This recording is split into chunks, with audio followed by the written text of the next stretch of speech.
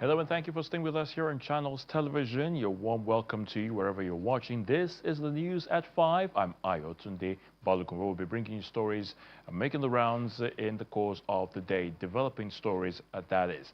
And we start off from Oyo State, where the management of Lautech Teaching Hospital says efforts are in top gear to ensure quality care for the remaining Orire rescued victims under treatment and to follow up with those who have already been discharged. The CMD, that's Chief Medical Director of the Lautech Teaching Hospital, Professor Alia made this known to Channels Television with assurances that templates have already been put in place to continue caregiving, psycho and sociotherapy as and when required. We set out to do three things. One, to identify those that are critically ill from one disease or the other. We also assess their psychological state, vis-a-vis post-traumatic stress syndrome they must have been exposed to. And then we look at the socioeconomic condition that surround each of the patients. And each of them were assessed.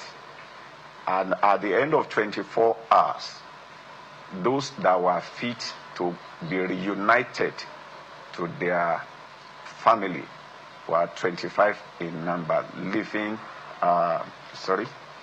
were 25 in number, so leaving 8 children and 1 of the adults.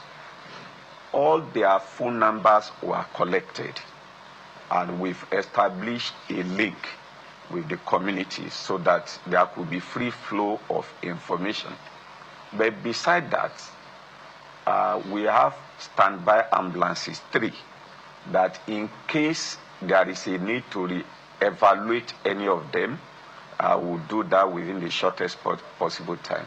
Orire is really not far from here. It's just about 15 to 20 minutes drive, contrary to the assumption that people have. But more importantly, we are not just discharging and abandoning them. No, we'll still follow them up within their community to assess them and to see how they are reintegrating back into the society. And for those that are in school, we want to see how they are performing in their academics.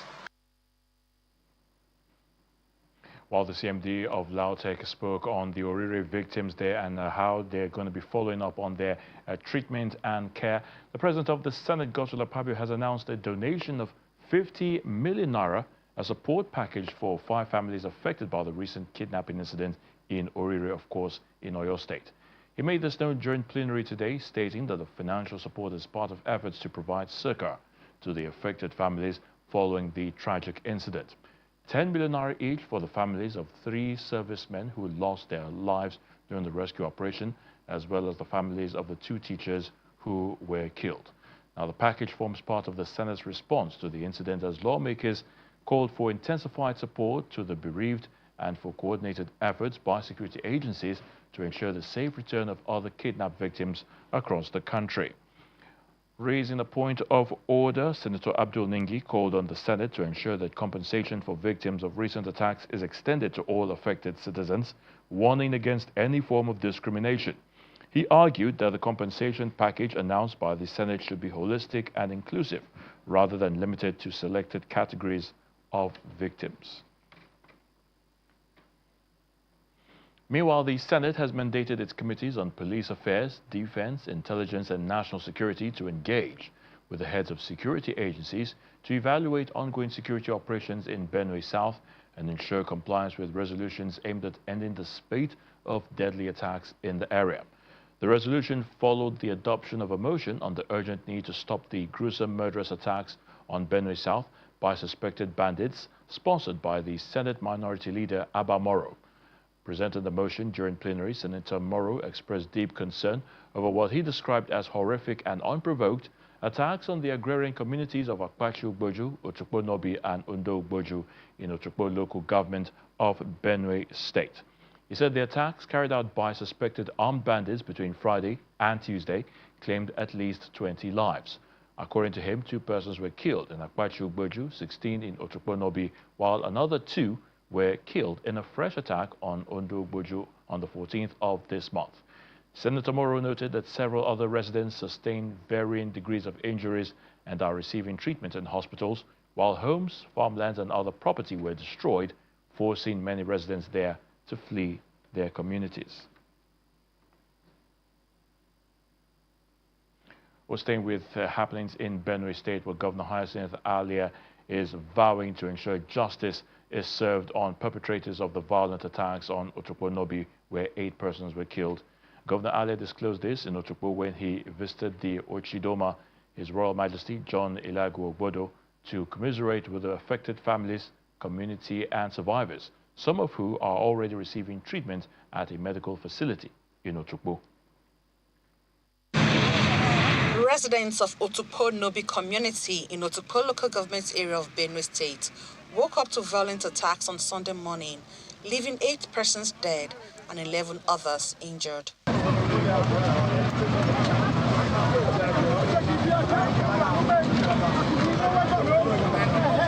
attack drew crowds of protesting youths along the Makurdi through Otukpo to Enugu highway, with demands that Governor Hyacinth Alia attend to the persistent security threats in the area. Governor Alia heeds their call as he visits the Idoma Kingdom and her paramount ruler, His Royal Majesty John Eligu Odogbo, at the Ochidoma's palace, where he meets with some grieving residents, traditional and political leaders. Civic letters, we have with us here the member. Alia condemns the killings, vowing to ensure justice, and those responsible will face the law. 4 days ago, I was aware of the attacks where we lost, some lives were lost.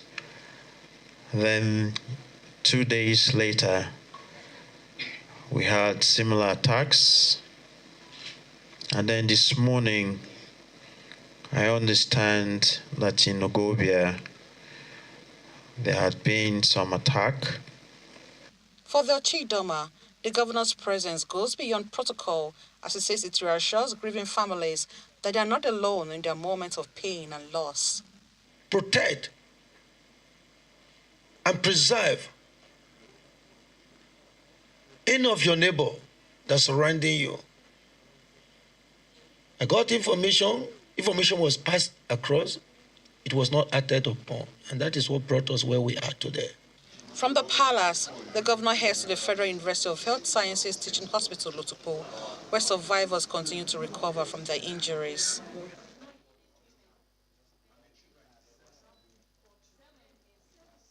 From one hospital bed to another, he offers prayers, words of encouragement and hope to patients and their families.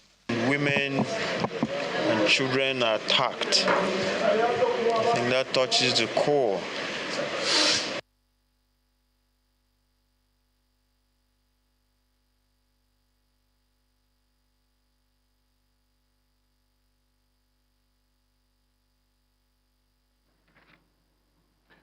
Now in Kaduna State, residents of Koi and Gora communities in Jaba local government area are celebrating the commissioning of newly completed roads by the administration of Governor Uba Sani, aimed at improving transportation, boosting economic activities and enhancing access to essential services. The project, initiated and completed by Governor Sani, is expected to ease movement within the community and support socio-economic development across southern Kaduna.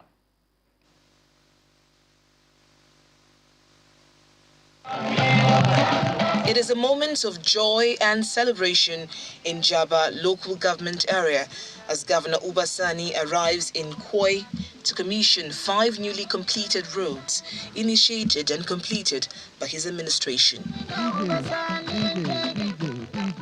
Residents, traditional rulers, political leaders, community and religious leaders turn out in large numbers to witness the event, describing the projects as major milestones in the communities. Through purposeful leadership, strategic investment in infrastructure, and steadfastness commitment to the welfare of the people of Kaduna State. For years, residents of Koi community had looked forward to improved road infrastructure, having not benefited from any major road projects in the past 12 years. The commissioning of 5 newly completed township roads executed by Governor Uba Sani's administration marks a new chapter, bringing renewed hope, improved accessibility, and greater opportunities for socio-economic growth. The residents, however, promised to return the governor's gesture with their votes come 2027. It didn't just happen, but we gave hope to the people of Gura that have been in existence for over 70 years here in Jaba.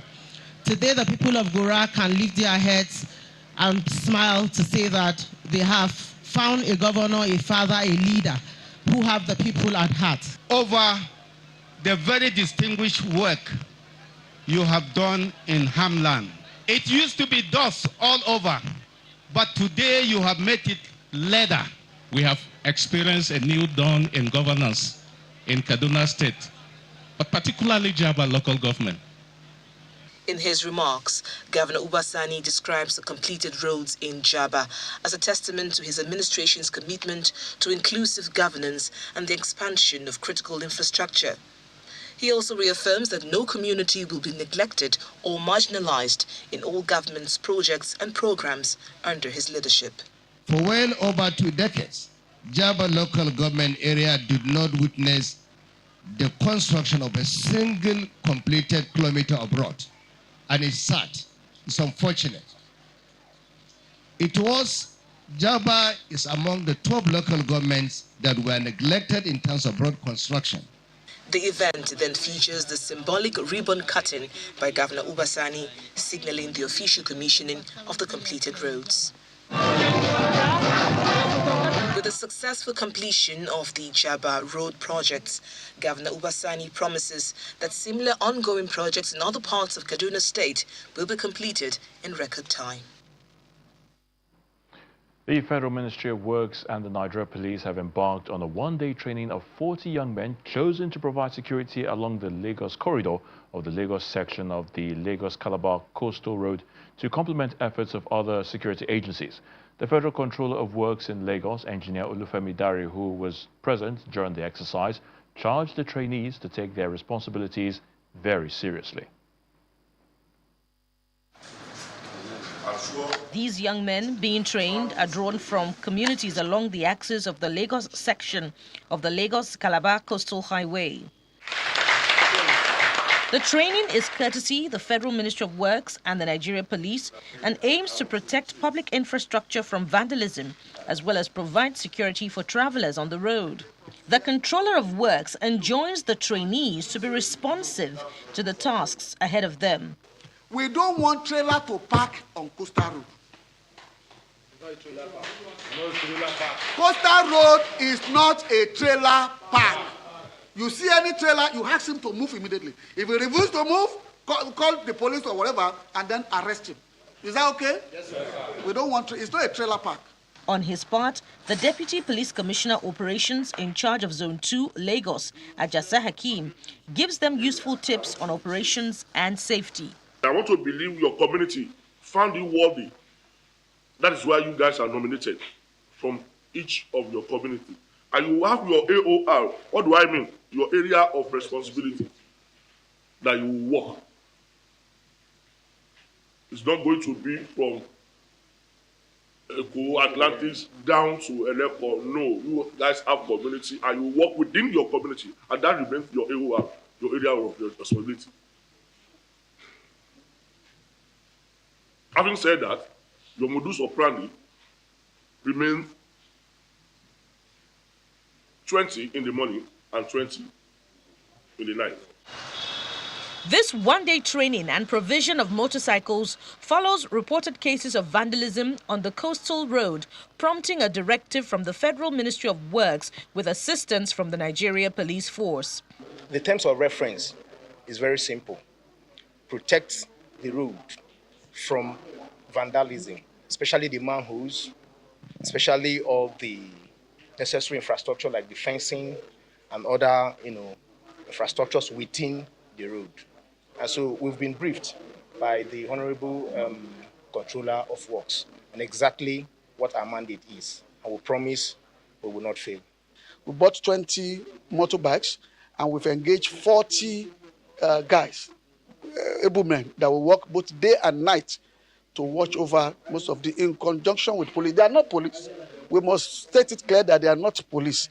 They are to work in conjunction to assist the police. When they arrest anybody, they will hand them over to the police. This is the arrangement that we have made. Also, we do not want Okadas on Coastal Road.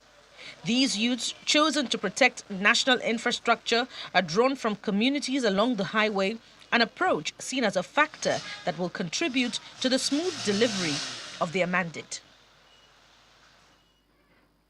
When we come back after the break on News at 5 and on business news, the Nigeria Bureau of Statistics, or National Bureau of Statistics that is, says headline inflation eases to 15.91 in June from 15.93% in the month of May. Please stay with us.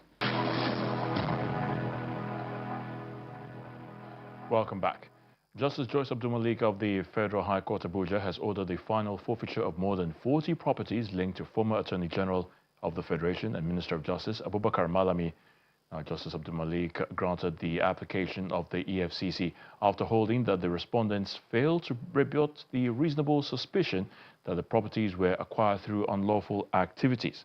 Before delivering the substantive judgment, the judge dismissed several applications, motions on notice and applications to show cause filed by Mr. Malami, his family members and some companies linked to the properties, describing them as wanting in merit. She held that the issue before the court was not who owns the property, but how legitimate are the funds used to acquire the properties. According to the judge, the respondents had not dislodged the reasonable suspicion that the property was acquired by unlawful activities. Justice Abdulmalik relied principally on Section 17 of the Advanced Fee Fraud and Other Fraud-Related Offences Act in granting the final forfeiture order. However, she vacated the interim forfeiture order in respect of some of the properties. The federal government has completed the evacuation of Nigerians who opted to leave South Africa as part of its ongoing response to the recent xenophobic attacks and security concerns in that country. The return flight, which arrived at about 11:28 a.m. at the Murtala Mohammed International Airport in Lagos, marks the 7th evacuation flight coordinated by the federal government and the 5th operated by Air Peace. The evacuation is part of continued efforts to assist Nigerians who indicated their interest to return home following the attacks and security challenges in parts of South Africa. With the conclusion of the airlift exercise, authorities now say the focus will shift to supporting the returnees' reintegration into society. The Ministry of Foreign Affairs says the operation reflects the federal government's commitment to protecting the welfare and safety of Nigerians abroad and has commended all agencies and partners that contributed to the success of the evacuation.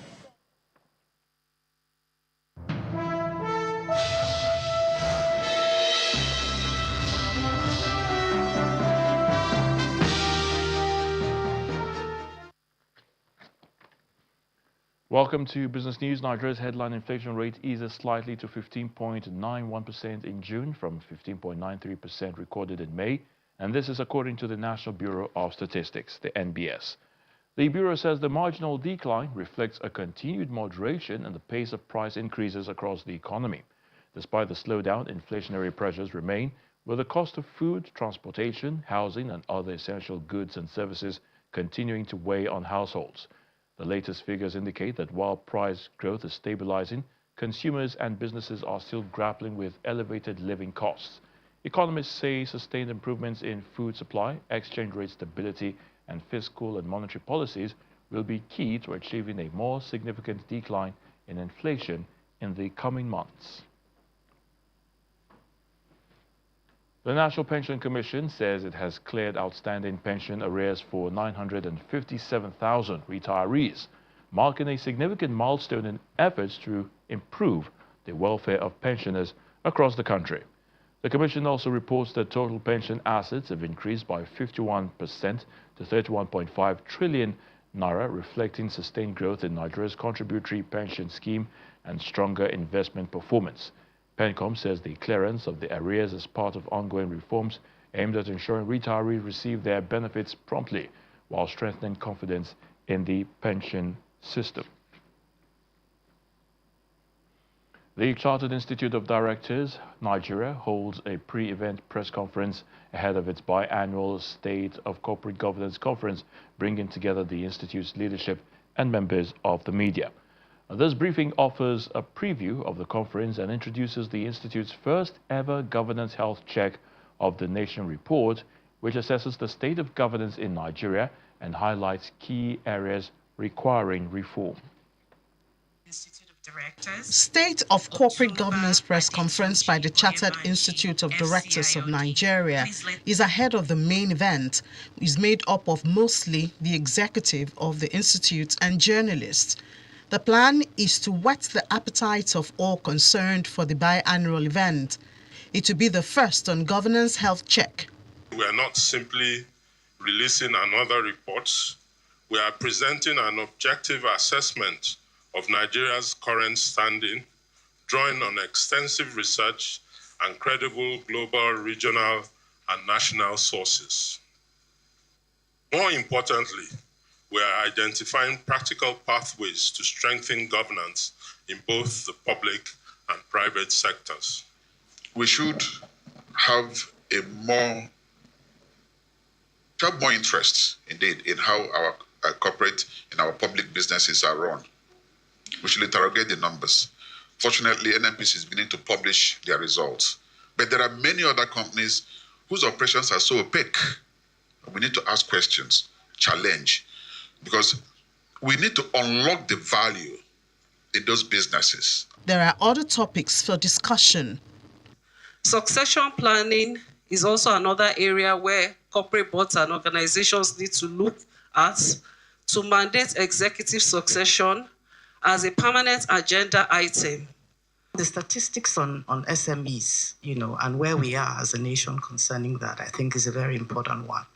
And I think also to focus also on messaging the positives, not just the challenges that we are all witnessing. Of course, we want all the problems to be solved. CIOD insists that strong governance is no longer a competitive advantage.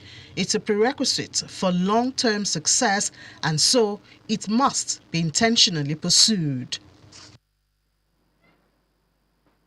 With Nigeria's new tax law taking effect, Digitax hosts business leaders to discuss corporate readiness for the Nigeria Revenue Services compliance mandate and its implications for businesses. The forum highlights implementation progress and the steps companies need to take to meet those regulatory requirements. Corporates are still adjusting to Nigeria's new tax law, and so Digitax gathers business leaders to assess the state of e-invoicing readiness and what the Nigeria Revenue Service mandate means for businesses. You move to the next slide. The project lead of e-invoicing at the Nigeria Revenue Service, Mr. Mohammed Bawa, joins virtually and shares progress on adoption and compliance so far, especially since the June 30 deadline for locked taxpayers has elapsed. So despite our achievement to the tax administration 2.0, especially the tax promax, which most of you are familiar with, and now Ref 360, we still have many of our potential taxpayers that do not pay taxes. Right, and then those that pay also currently underpay. Underpayment can come from suppression of their turnover. We also have VAT agents not fully remitting to the NRS. We also have taxpayers overclaiming impute VAT, overestimating their expenses. All these things are responsible for, revenue leakages within the NRS. The meeting then takes some time to highlight benefits of adoption. There are direct benefits to businesses that are e-invoicing compliant that we have in Nigeria that have nothing to do even with the NRS. Even your own business processes are just a lot more seamless when you adopt the e-invoicing infrastructure. Your refunds claims are a lot easier. Your filing is also a lot easier because you already have a list of all the invoices that you generated and all the transactions, all of the details, what are the amounts on those transactions, what are the VATs that apply, how all of these things, fit into the invoice. All of these are available on the invoicing policy and they fit into what you need for your filing. So it's a lot more seamless just to do your filings as well. Also, your VAT inputs are also easier to claim because there's audit trail and documentation for every single transaction that you carried out. So it's easy to then say this is how much we need to claim in VAT inputs and this is how much we have paid and this is how much we have received and such, and as such be able to net it off a lot easily. Experts say e-invoicing would standardize invoice formats nationwide using globally recognized invoice schemes and improve efficiency for businesses and tax authorities. Determine the difference between your current schema. The schema is your invoice structure and what the government has specified. And through your system integrator, standardize that invoice, create your invoice, transmit through your access point provider, and you become compliant. NRS has notified businesses that medium taxpayers are expected to begin compliance in the third quarter of 2026, while onboarding of emerging taxpayers would commence in 2027. And that's a wrap on News at 5 at this time. Thank you so much for watching. I'm Ayo Tunde Balogun. The World Today is up next.